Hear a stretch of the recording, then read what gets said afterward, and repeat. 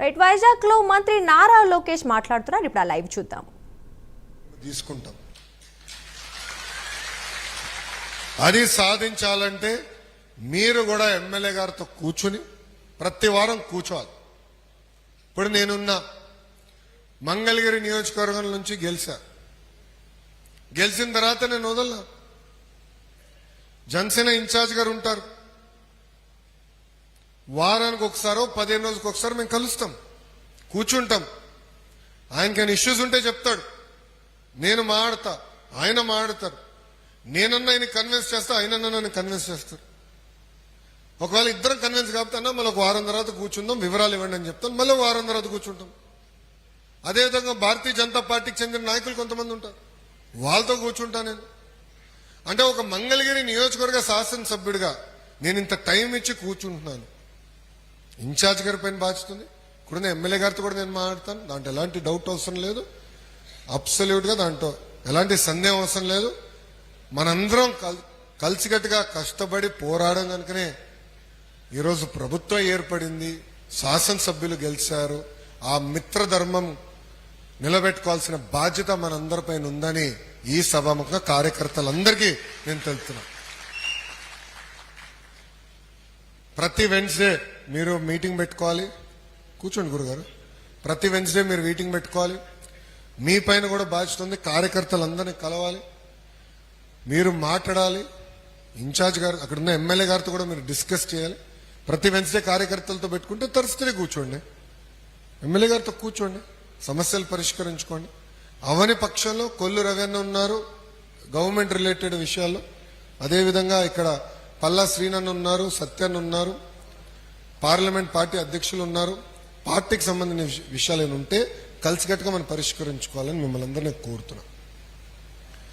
అన్నా మీ అందరూ ఒకటి చెప్తున్నా, తిట్టుకుందాం కొట్టుకుందాం కానీ విడాకులు అవుట్ ఆఫ్ క్వశ్చన్.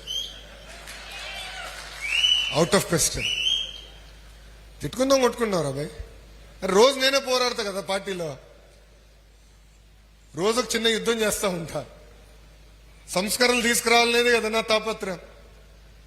మన పార్టీ ఆవిర్భావ దినోత్సవం ఇప్పుడు మళ్ళీ చెప్పా, గతంలో ప్రతిపాదన పెట్టా, 3 టర్ముల కన్నా ఒకే పదవిలో ఒక వ్యక్తి ఉంటే అతనికి ప్రమోషన్ అని ఇవ్వండి, లేదంటే డిమోషన్ అని ఇవ్వండి, లేదంటే ఒక టర్మ్ బ్రేక్ ఇవ్వండి. ఎందుకంటే యువరక్తం పార్టీలో నిరంతరం పారాలి. నేను ఈరోజు వచ్చానని కాదు, నిరంతరం యువరక్తం పారాలి. నా లక్ష్యం ఒకటే, ఒక గ్రామ పార్టీ అధ్యక్షుడు పాలిట్ బ్యూరో రూమ్ లో కూర్చోవాలి, ఒక మండల్ పార్టీ అధ్యక్షుడు రాజ్యసభ సభ్యుడు ఎందుకు అవ్వకూడదు అనేది నా లక్ష్యం. చేయాలి, అవకాశాలు వస్తాయి. గతంలో మీరు చూస్తే పార్టీ తెలుగుదేశం పార్టీ గొప్పతనం అదే. మీరు ఎంతో మంది సభ్యులు చూడండి, వేదికమైన ఉన్న మమ్మల్ని అందరూ ఒక్కసారి చూడండి, అన్ని బ్యాక్గ్రౌండ్ వాళ్ళు ఉన్నాం. టీచర్ అమ్మ ఉంది,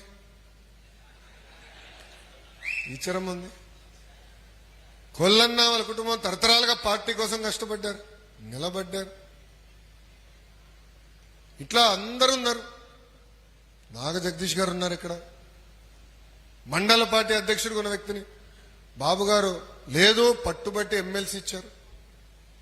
అదే పట్టైనా వైకాపా వాళ్ళు నా పైన కౌన్సిల్లో దాడి చేయాలనుకున్నప్పుడు నిలబడ్డాడు. ఆనాడు బీదా రవి గారు కానీ బీటెక్ రవి గారు కానీ ఒక మంత్రి గారిని కూడా గట్టిగా తన్నారండి కౌన్సిల్లో. అది బయటికి రాలే, వాళ్ళు చెప్పుకోలేకపోయారు, అంతే. చెప్పుకుంటే పరుగు పోతుందని. బాబు గారు ఒక్క మాట చెప్తే కౌన్సిల్ అందరం అదే మాట మీద నిలబడ్డాం. దానికి కారణం పార్టీకి ఎవరైతే కష్టపడ్డారో వాళ్ళే గుర్తించారు. చలపతిరావు గారు కూడా ఇక్కడ, గురువు గారు ఇక్కడనే ఉన్నారు, ఆయన కూడా ఆనాడు ఉండే. ఆయన గంటలు పోరాడాం. ఆయన వయసుకి ఎంత అరిశారు తెలుసా? రోజు పెద్దయిన నిలబడ్డాడు ఓపిక. ఫరూక్ అన్న వెళ్ళు నిలబడ్డారండి. ఒక వ్యక్తి నా పైన దాడి చేసాక వస్తే గట్టిగా ముందరికెళ్ళి పోరాడింది బుద్ధన మన నాగ జగదీష్ గారు. రెండోసారి ఈ నెల ఆయన కొట్టబోతే ఈయన పట్టుకున్నా, ఈయన దొరుకుతాడా? 2 చేతులు సరిపోలేదురా భయ్. ఎందుకు చెప్తున్నానంటే ఒక స్ఫూర్తి.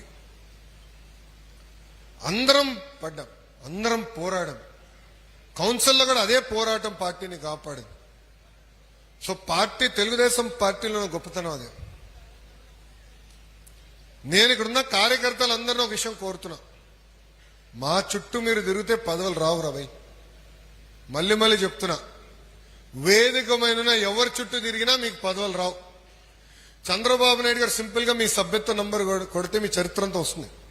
బాబు షూరిటీ భవిష్యత్ గ్యారంటీ ఎవరు బాగా చేశారు, సభ్యత్వం ఎవరు బాగా చేశారు, ఎవరి బూత్ లో ఎంత మెజారిటీ వచ్చింది, ఎంతవరకు కార్యక్రమాలు చేశారు అనేది చాలా సులభంగా చంద్రబాబు నాయుడు గారు తెలిసే పరిస్థితి. ఈ రోజు నామినేటెడ్ పదవులు నేను కేవలం ప్రతిపాదించగలుగుతా, వేదిక మీద మీ అందరం కూడా కేవలం ప్రతిపాదించగలుగుతాం. ఒక ఆన్లైన్ సిస్టమ్ పెట్టారు, మీ